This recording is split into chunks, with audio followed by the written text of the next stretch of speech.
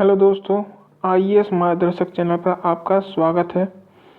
आज हम test number 5 लगाने वाले हैं और सबसे पहले आप मुझे ये बताइए कि ये जो क्वेश्चन आपको दिख रहा है, निम्नलिखित में से कौन सा सौरमंडल का ग्रह गोल्डीलॉक जोन से जुड़ा हुआ है। तो आपके ऑप्शन है मंगल, पृथ्वी, बृहस्पति, बुध।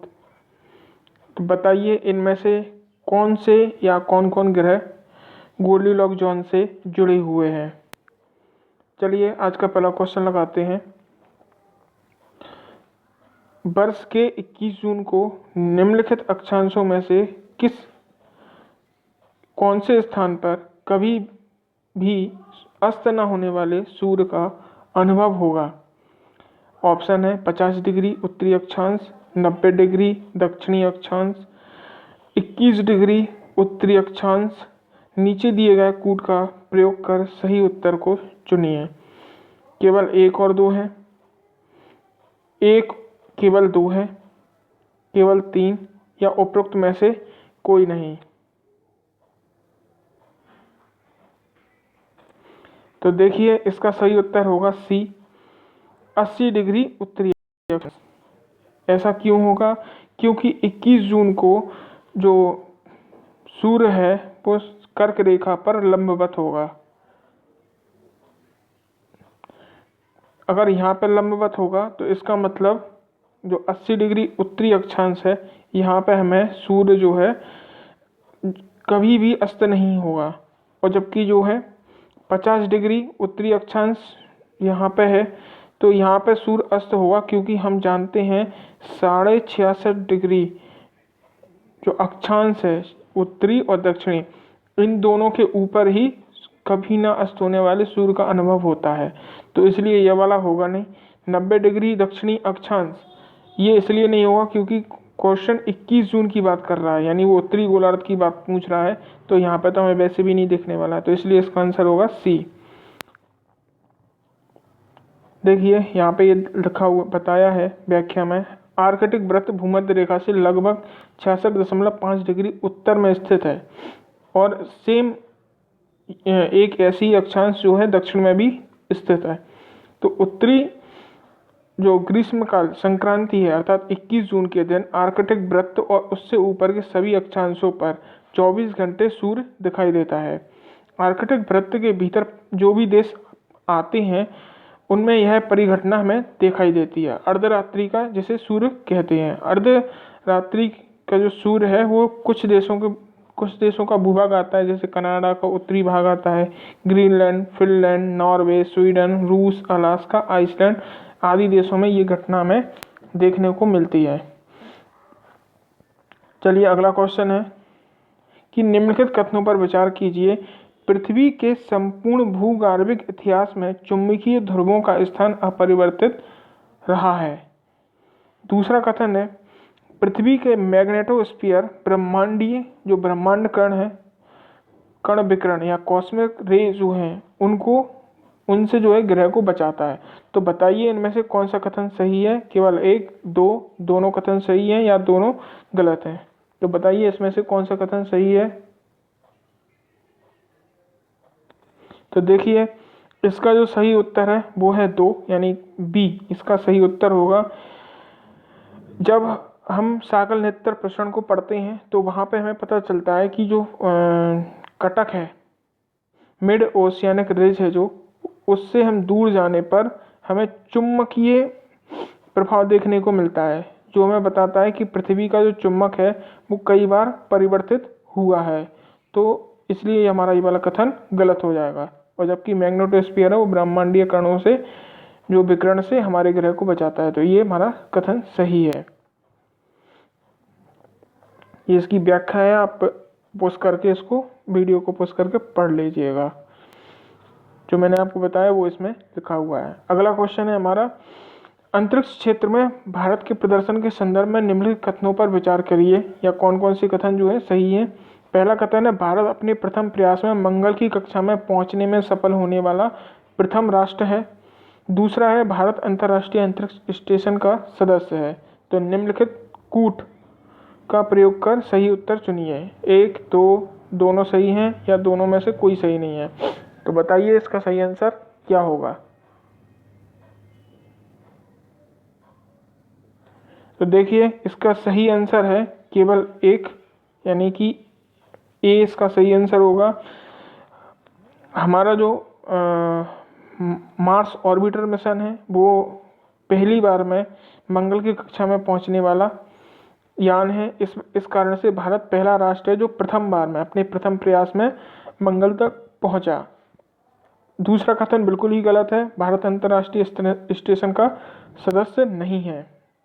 ये देखिए मंगल पर भेजने वाला भारत जो है चौथा देश है, परंतु अपने प्रथम प्रयास में यह सफलता प्राप्त करने वाला प्रथम राष्ट्र है। मिशन जो मंगल मिशन था वो 5 नवंबर 2013 को भेजा गया था और 24 सितंबर 2014 को यह मंगल की कक्षा में पहुंचा था।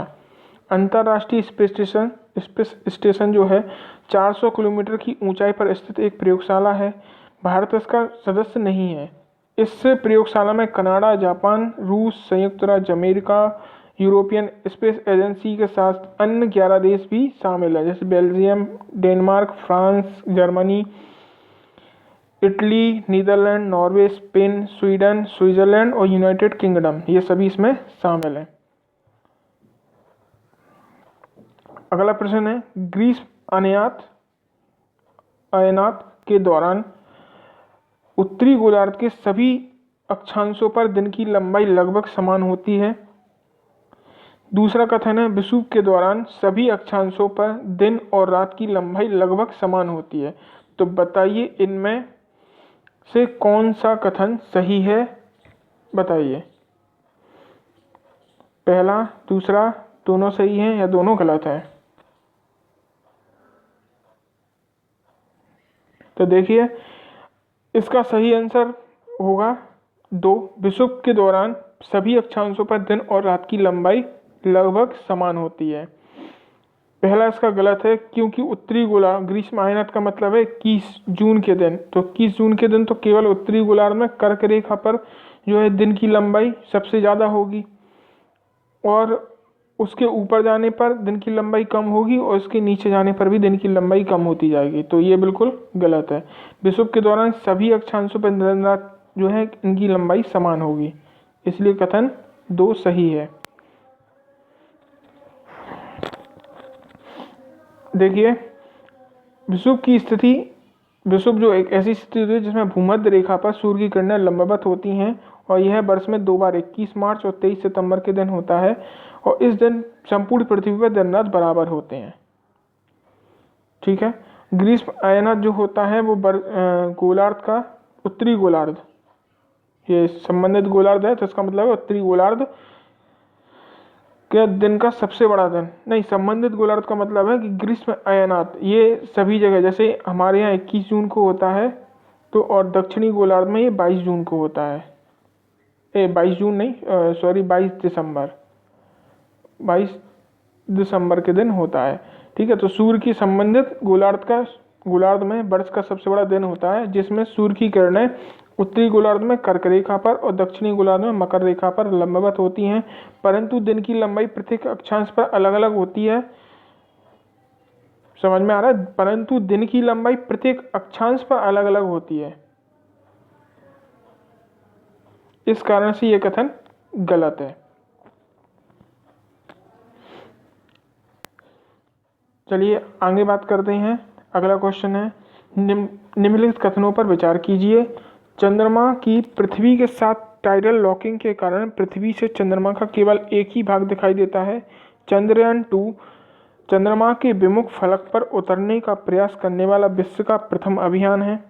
तीसरा कथन है चंद्रमा के विमुख फलक पर सदैव अंधेरा रहता है क्योंकि वहां पर सूर्य के प्रकाश नहीं पहुंच पाता। यहाँ पर यह अंधेरा छूट गया है लिखना, अंधेरा रहता है, अंधेरा बना रहता है क्योंकि वहां पर सूर्य का प्रकाश नहीं पहुंच पाता। तो बताइए इनमें से कौन से कथन सही है? केवल 2, केवल 1, 1 और 2 और 2 और 3।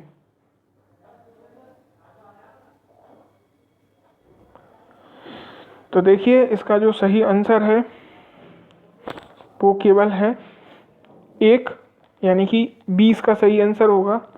चंद्रयान 2 के पहले चीन का जो चांग मिशन है वो चंद्रमा के विपरीत फलक पर उतरा था, तो वो पहला प्रथम अभियान था यहाँ पर उतरने का। लेकिन हमारा चंद्रयान 2 भी विमुख फलक पर ही दक्षिणी गोलार्ध में उतरना था, पर ये हार्ड लैंडिंग के कारण उतर नहीं पाया। चंद्रमा के विमुख फलक पर सदैव अंधेरा नहीं होता है, वह सूर्य का प्रकाश वहाँ पर पहुँचता है। जैसे जैसे चंद्रमा अपने अक्ष पर अपने परिक्रमा पथ पर चक्कर लगाता है, जैसे मान लीजिए यहाँ पे सूरज है और ये हमारी पृथ्वी है, ये पूर्णिमा का दिन हो गया यहाँ पे, क्योंकि हम केवल यही वाला हिस्सा देख पाएंगे। कलर बदलते हैं, हम चंद्रमा का केवल यही वाला हिस्सा देख पाएंगे ना, तो ये पूर्णिमा हो गई। अब जैसे मान लो ये चंद्रमा यहाँ पे बना है, तो उस समय चंद्रमा हमें आधा दिखता है, ये अष्टमी का दिन हो गया। तो अष्टमी के दिन जो है ना, सॉरी ऐसे नहीं दिखेगा चंद्रमा, जैसे ये चंद्रमा है, तो अब अष्टमी के दिन चंद्रमा कैसे दिखेगा हमें, ये ऐसा यहाँ से कट जाएगा, तो हमें चंद्रमा आधा कटा हुआ दिखेगा। तो हमें ये वाला हिस्सा घूम के यहाँ आ जाएगा, तो पीछे वाले हिस्से पर हल्की सी रोशनी आना शुरू होगी। और अमावस्या के दिन जब चंद्रमा हमें दिखता नहीं है, तो ये इस वाले हिस्से में अंधेरा हो जाएगा जो हमारी पृथ्वी की तरफ है, और जो पीछे वाला हिस्सा है वहाँ पर रोशनी होगी। तो चंद्रमा पर होती है रोशनी, लेकिन इसलिए इस कारण से ये वाला आंसर, ये वाला कथन गलत है। चलिए अगले क्वेश्चन पर बात करते हैं। ये देखिए इसकी व्याख्या पूरी। टाइडल लॉक एक ऐसी परिघटना है जिसमें किसी भी पिंड का घूर्णन अवधि उसके साथ ही पिंड के चारों ओर की कक्षीय अवधि के समान होती है। तो यानी कि जब चंद्रमा अपने अक्ष पर जो चक्कर लगाता है उसकी अवधि और पृथ्वी के चारों ओर लगाने वाले चक्कर की अवधि लगभग समान है। इसे टाइडल लॉकिंग प्रक्रिया कहते या टाइडल लॉकिंग की परिघटना कहते हैं। और इसी कारण से पृथ्वी से चंद्रमा का केवल एक हिस्सा दिखाई देता है। ये देखिए चांग 4 मिशन है जो जनवरी 2019 में उतरा था, ठीक है। और चंद्रमा की डार्क साइड अथवा पृथ्वी से न दिखाई देने वाले भाग को बोलते हैं। और यह परिक्रमण के दौरान सूर्य का प्रकाश यहाँ पे पहुँचता है। यह भाग केवल पृथ्वी से देखे जाने पर ही अंधेरे में रहता है। तो हम यहाँ से देखेंगे ना, तभी हमें अंधेरे में दिखाई, रोशनी वहाँ पहुँचती है। अगला क्वेश्चन है, सौर प्रणाली से संबंधित कथनों पर विचार कीजिए। सभी ग्रहों में से एक से अधिक प्राकृतिक उपग्रह हैं। सभी ग्रह पश्चिम से पूर्व दिशा में अपनी धुरी पर घूर्णन करते हैं। शनि एकमात्र ऐसा ग्रह है जिसके चारों ओर एक वलय प्रणाली स्थित है। तो बताइए इनमें से कौन सा कथन सही है। एक सही है, 2 और 3 सही है, केवल 1 और 3 सही है, उपरोक्त में से कोई सही नहीं है।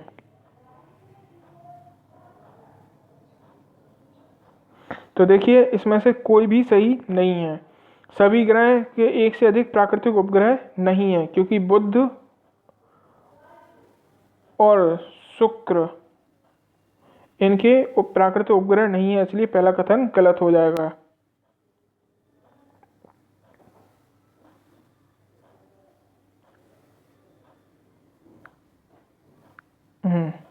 पहला कथन हमारा गलत हो जाएगा। सभी ग्रह पश्चिम से पूरब की ओर धुरी पर घूर्णन करते हैं।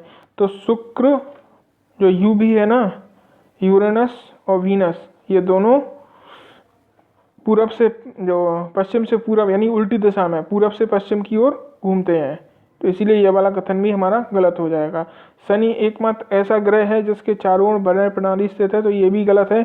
शनि के अलावा बृहस्पति, यूरेनस और नेपच्यून इन लोगों के भी उपग्रह इन लोगों के भी वलय हैं, इसलिए इसका सही आंसर होगा डी। आइए आगे अगले क्वेश्चन को देखते हैं। निम्नलिखित कथनों पर विचार कीजिए। चंद्रग्रहण एक वर्ष में 2 बार घटित हो सकता है, जबकि सूर्यग्रहण वर्ष में केवल 1 बार घटित होता है। दूसरा कथन है, सूर्यग्रहण सदैव उत्तरी गोलार्ध की ग्रीष्म क्रांति के दिन घटित होता है। तो बताइए इनमें से कौन सा कथन सही है। केवल 1, 2, दोनों या दोनों में से कोई नहीं। तो बताइए इनमें से कौन सा होगा।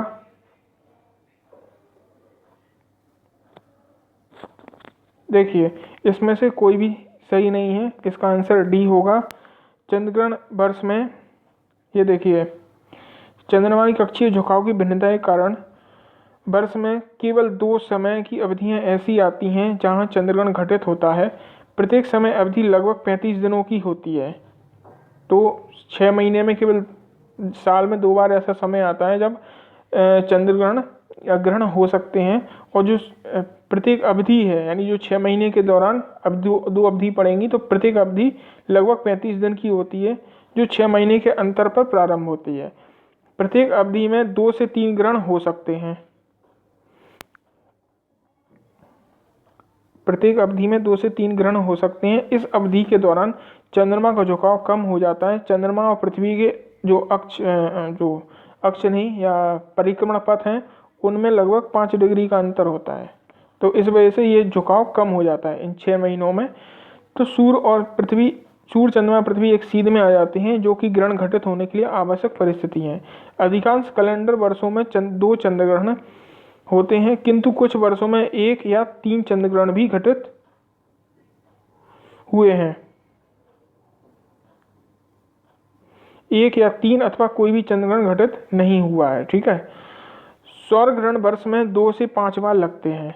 सौर ग्रहण में मतलब है सूर्य और चंद्रमा दोनों ही इसमें आ जाएंगे। 5 ग्रहण दुर्लभ होते हैं, लेकिन अंतिम बार जो 5 ग्रहण लगे थे ना, वो 1935 में लगे थे। और अब ये 5 ग्रहण वर्ष 2206 में 5 सौर ग्रहण एक साल में घटित होंगे। तो इसलिए कथन 1 हमारा गलत हो जाएगा। यदि सूर्य के चारों ओर पृथ्वी के चारों ओर चंद्रमा की कक्षा पूर्णतः वृत्ताकार हो, तो दोनों कक्षाएं एक दूसरे के समतलीय हों, तो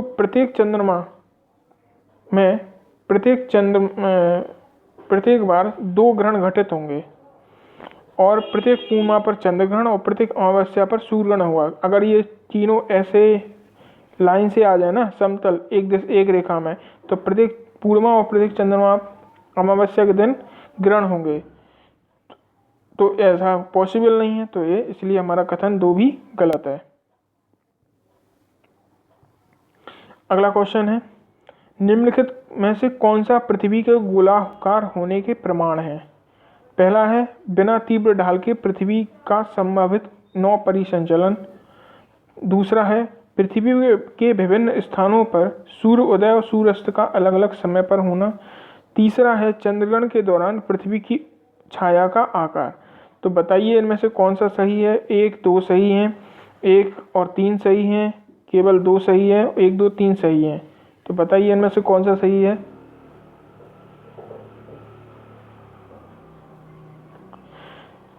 देखिए इसमें से ये सभी सही है।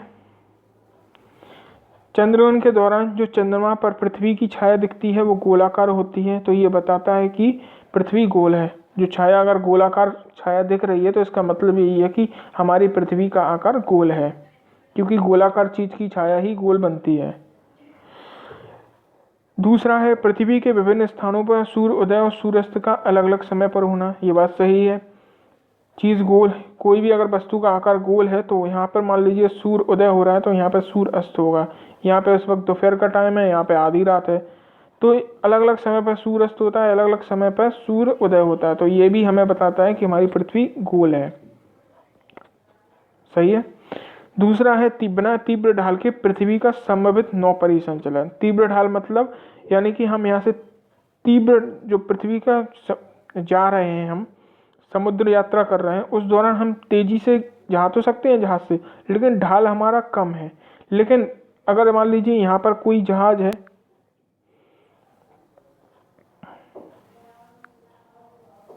मान लीजिए यहाँ पर कोई जहाज ए है, ठीक है, और आगे जाकर एक परिवर्तनकार क्षितिज पर कोई जहाज बी है, तो जहाज जो बी है वो कुछ समय बाद नीचे की ओर धंसता हुआ दिखाई देगा। ठीक है।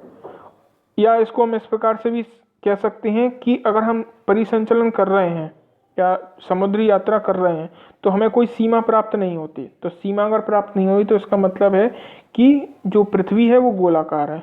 इसको हम 2 अर्थों में समझ सकते हैं।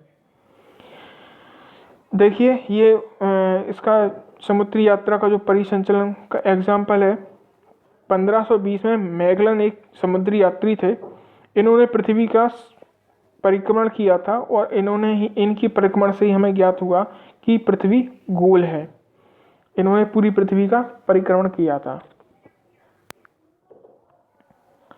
चलिए आज का लास्ट क्वेश्चन है, गोधूली संध्या काल के संदर्भ में निम्नलिखित कथनों पर विचार कीजिए। यह तब घटित होता है जब पृथ्वी को सूर्य के क्षितिज से नीचे होने पर प्रकीर्णित या अपवर्तित प्रकाश प्राप्त होता है।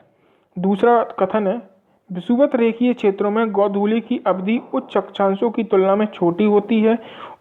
तो बताइए इनमें से कौन सा कथन सही है? केवल एक, दो, दोनों सही है, दोनों गलत हैं। बताइए इसमें से कौन सा कथन सही है, गोधूली के संबंध में है, बताइए। तो देखिए इसका जो सही आंसर है, ये दोनों ही कथन सही है। पहला ये है कि जो गोधूली होती है सूर्य अस्त होने के बाद जो आसमान में जो प्रकाश दिखाई देता है ना, उसे गोधूली बोलते हैं, शाम के समय को। तो इसलिए पहला कथन हमारा सही है, क्योंकि वो प्रकाश हमें प्रकीर्णित होता है, या तो प्रकीर्णित रूप से मिलता है या हमें अपवर्तित किरणों की वजह से वो प्रकाश हमें दिखाई देता है। हमारे वायुमंडल, अब ये प्रकीर्णन अपवर्तन कैसे होता है? हमारा जो वायुमंडल है, एक मिनट इसको मैं ऊपर कर देता हूँ। ये हमारा वायुमंडल, कलर बदल लूँ,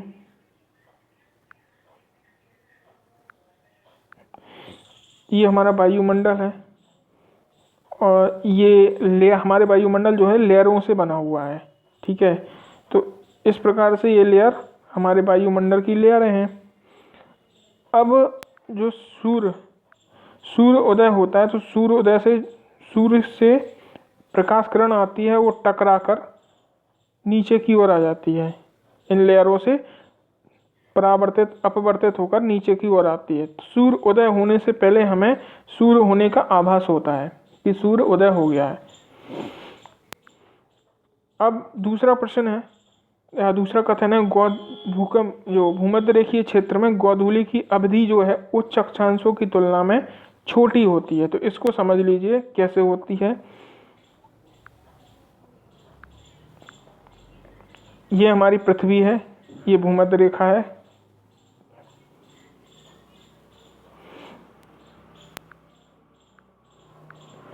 अब आपको पता है कि ये हमारा सूर्य है। सूर्य से आने वाली किरणें भूमध्य रेखा पर सबसे ज़्यादा होती है, तो भूमध्य रेखा पर दिन की अवधि भूमध्य रेखा पर ज़्यादा होती है, ठीक है। और इस वाले हिस्से में दिन की अवधि कम होती है।